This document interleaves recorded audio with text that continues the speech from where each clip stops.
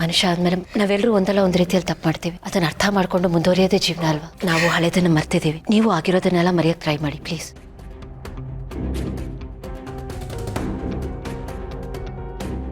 ನಾನಂತೂ ಯಾವತ್ತೂ ನಿಮ್ಮನ್ನು ಅಮ್ಮನ ಥರನೇ ನೋಡಿದ್ದೀನಿ. ನಿಮ್ಮಲ್ಲಿ ನನ್ನ ತಾಯಿ ಪ್ರೀತಿ ನೋಡಿದ್ದೀನಿ. ನಾನು ಯಾವತ್ತೂ ನೀವು ಹಾಕಿದ ಗೆರೆ ಅಂತ ಆಡ್ದೋನಲ್ಲಮ್ಮ. ನಿಮಗೆ ತುಂಬ ಎತ್ತರದ ಸ್ಥಾನ ಕೊಟ್ಟು ನಾನು ನಿಮ್ಮ ಕೈಗಳು ನಮ್ಮನ್ನು ಹರಿಸೋದಕ್ಕೆ ಎತ್ತಬೇಕೆ ಹೊರತು ಕ್ಷಮೆ ಕೇಳೋದಕ್ಕಲ್ಲಮ್ಮ.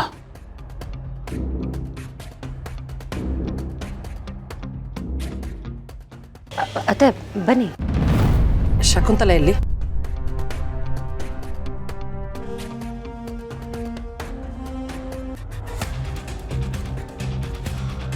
ಅತ್ತೆ ಅವ್ರು ಈಗಾಗಲೇ ತುಂಬ ನೊಂದಿದ್ದಾರೆ.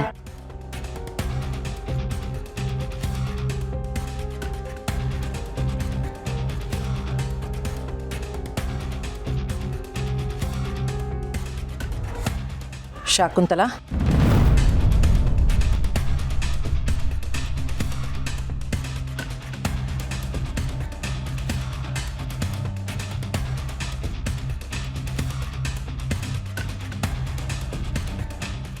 ನೋಡಿದ್ಯಾ ನಾನು ಬೆಳೆಸಿರೋ ಮಗನಿಗೂ ನೀನು ಬೆಳೆಸಿರೋ ಮಗನಿಗೂ ಏನು ವ್ಯತ್ಯಾಸ ಇದೆ ಅಂತ?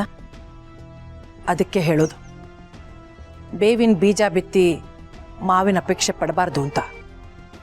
ಮಕ್ಕಳು ಚಿಕ್ಕೋರಿರುವಾಗ ನಾವು ಅವ್ರಿಗೆ ಏನು ಹೇಳ್ಕೊಡ್ತೀವೋ ಅದೇ ಅವ್ರ ಬುದ್ಧಿಲಿ ಉಳಿಯೋದು. ದೊಡ್ಡವರಾದ್ಮೇಲೆ ಅದನ್ನೇ ಅವ್ರು ಅನುಸರಿಸೋದು. ಯಾರನ್ನ ನೀನು ನಿನ್ನ ಸ್ವಾರ್ಥಕ್ಕೆ ಬಳಸ್ಕೊಂಡು ಮೂಲೆಗೆ ಬಿಸಾಕಿದ್ಯೋ, ಇವತ್ತು ಅವನೇ ಬಂದು ನಿನ್ನ ಕೈ ಹಿಡಿದು ತನ್ನ ಮನೆ ಕರ್ಕೊಂಡು ಬಂದಿದ್ದಾನೆ. ನಿನಗೆ ನೋವು ಕೊಡಬೇಕು, ನಿನಗೆ ಬೇಜಾರು ಮಾಡಬೇಕು ಅನ್ನೋದು ನನ್ನ ಉದ್ದೇಶ ಅಲ್ಲ.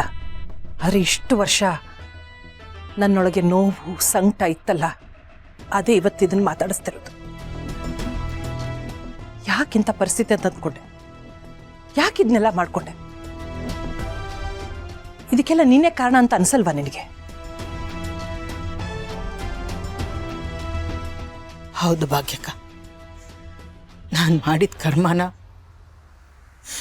ಈಗ ಅನುಭವಿಸ್ತಾ ಇದ್ದೀನಿ. ನಿನಗೆ ನಿನ್ನ ಮಕ್ಕಳಿಗೆ ನಾನು ತುಂಬ ಅನ್ಯಾಯ ಮಾಡಿದ್ದೀನಿ. ನಿನಗಂತೂ ತುಂಬ ನೋವು ಕೊಟ್ಬಿಟ್ಟಿದ್ದೀನಿ. ನಿನ್ನ ಮಗನ್ನ ಎಷ್ಟೋ ವರ್ಷ ದೂರ ಇರೋ ಥರ ಮಾಡಿಬಿಟ್ಟಿದ್ದೀನಿ. ಮಕ್ಕಳು ಅಂತ ಮಕ್ಕಳು ಮೋಹಕ್ಕೆ ಬಿದ್ದು ತುಂಬಾ ತಪ್ಪು ಮಾಡಿಬಿಟ್ಟಿದ್ದೀನಿ. ಈಗ ನನಗೆ ನನ್ನ ತಪ್ಪಿನ ಅರಿವು ಆಗಿದೆ. ನನ್ನನ್ನು ಕ್ಷಮಿಸು ಭಾಗ್ಯಕ್ಕ. ನೋಡು, ನಿನಗೆ ನಿನ್ನ ತಪ್ಪಿನ ಅರಿವಾಗಿದ್ರೆ ಅಷ್ಟು ಸಾಕು. ನೀನು ಹಾಳಾಗಬೇಕು ಅಂತ ನಾನು ಯಾವತ್ತೂ ಅಂದ್ಕೊಂಡಿಲ್ಲ. ಸದ್ಯ ಇವಾಗಲಾದರೂ ನಿನ್ನ ತಪ್ಪಿನ ಅರಿವಾಯ್ತಲ್ಲ, ಸಾಕ್ಬಿಡು. ಆದರೆ ಮತ್ತೆ ನನ್ನ ಮಗ ಹಾವಿಗೆ ಹಾಲೆರೆಯೋ ಥರ ಆಗಬಾರ್ದು ಅನ್ನೋದಷ್ಟೇ ನನ್ನ ಚಿಂತೆ. ನನ್ನ ಮಗ ಮುಗ್ಧ, ಅವನಿಗೆ ಪ್ರೀತಿ ಕೊಡೋದಷ್ಟೇ ಗೊತ್ತು, ದ್ವೇಷ ಮಾಡೋದು ಗೊತ್ತಿಲ್ಲ. ಅವನಿಗೆ ಒಂದು ಹಿಡಿ ಪ್ರೀತಿ ಕೊಟ್ಟರೆ ಅದ್ರ 10ರಷ್ಟನ್ನ ನಮಗೆ ತೋರಿಸ್ತಾನೆ. ಅವನು ನಿನ್ನ ಮೇಲಿಟ್ಟಿರೋ ಪ್ರೀತಿನ ನಂಬಿಕೆನ ಮತ್ತೆ ದುರುಪಯೋಗ ಪಡಿಸ್ಕೋಬೇಡ. ಇಲ್ಲ ಭಾಗ್ಯಕ್ಕ, ಮಗ ಅನ್ನೋ ಸಂಬಂಧ ರಕ್ತದಿಂದ ಬರೋದಲ್ಲ, ಮನಸ್ಸಿಂದ ಬರೋದು. ಅದು ನನ್ನ ಮಗ ನನಗೆ ಕಲಿಸ್ಕೊಟ್ಬಿಟ್ಟ. ನನ್ನ ನಿಜವಾದ ಮಗ ಗೌತಮ್ ನನಗೆ ಕಲಿಸ್ಕೊಟ್ಟ. ಕ್ಷಮಿಸೋದ್ರಿಂದ ದೊಡ್ಡವರಾಗ್ತಾರೆ ಅಂತ ಹೇಳ್ತಾರೆ. ನನ್ನ ಮಗ ತುಂಬ ದೊಡ್ಡವನು. ಅವನು ಜಯದೇವನ ಎಷ್ಟೋ ಸಲ ಕ್ಷಮಿಸಿದಾನೆ. ಯಾಕೆ ಗೊತ್ತಾ? ನನಗೋಸ್ಕರ, ನನ್ನ ಮೇಲಿರೋ ಗೌರವಕ್ಕೋಸ್ಕರ ಅವನು ಎಲ್ಲನೂ ಸಹಿಸ್ಕೊಂಡ.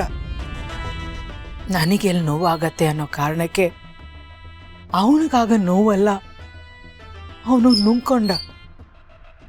ತನಗಾಗೋ ಕಹಿನೆಲ್ಲ ತನ್ನ ಒಳಗಡೆನೆ ಇಟ್ಕೊಂಡು ಎಲ್ರಿಗೂ ಒಳ್ಳೇದನ್ನೇ ಬಯಸ್ದ. ಈಗಲೂ ಅಷ್ಟೇ ಹಿಂದೆ ಆಗಿದ್ದು ಯಾವುದನ್ನು ಅವನ ಮನಸ್ಸಲ್ಲಿ ಇಟ್ಕೊಳ್ಳದೆ ನನ್ನನ್ನು ಮನಸ್ಸಾರೆ ಕ್ಷಮಿಸಿದ್ದಾನೆ. ಭಾಗ್ಯಕ್ಕ ಈಗಲೂ ಅವನು ನನ್ನನ್ನು ಬಾಯಿ ತುಂಬ ಅಮ್ಮ ಅಂತ ಕರೀತಾನೆ.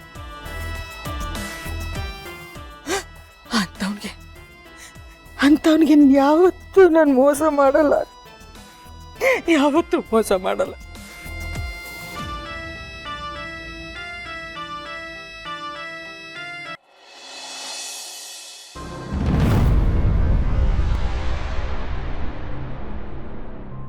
ಜ್ಯೋತಿ ಜ್ಯೋತಿ ದಿಯಾ ನೋಡಿದ್ಯಾ?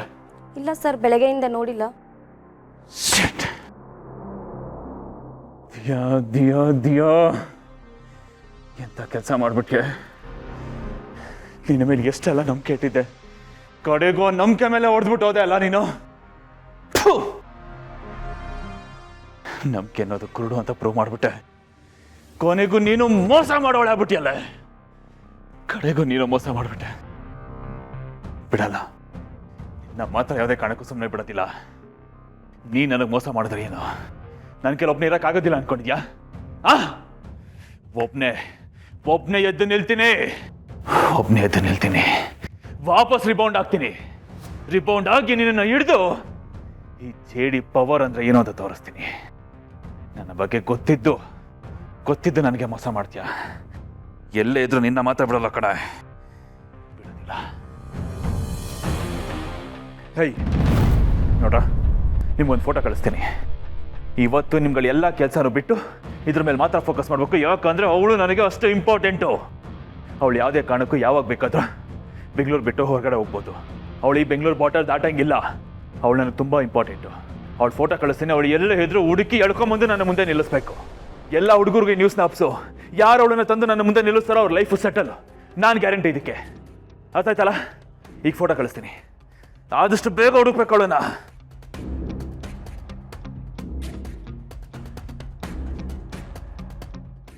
ಬ್ಲಡಿ ಇದೆಯಾ? ಬಿಡಲ್ಲ ಕಣೆ, ಹಿಡ್ದೆ ಹಿಡಿತೀನಿ ನನ್ನ ಇವತ್ತು.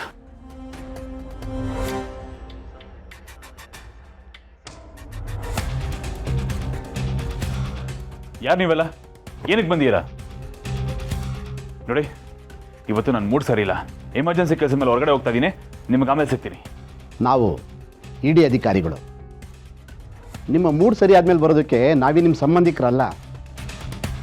ಬ್ಯಾಂಕ್ನಲ್ಲಿ ಕೋಟಿ ಸಾಲ ಮಾಡಿ ಫಾರಿನ್ಗೆ ಓಡೋಗಬೇಕು ಅಂತ ಪ್ಲ್ಯಾನ್ ಮಾಡಿದ್ದೀರಾ?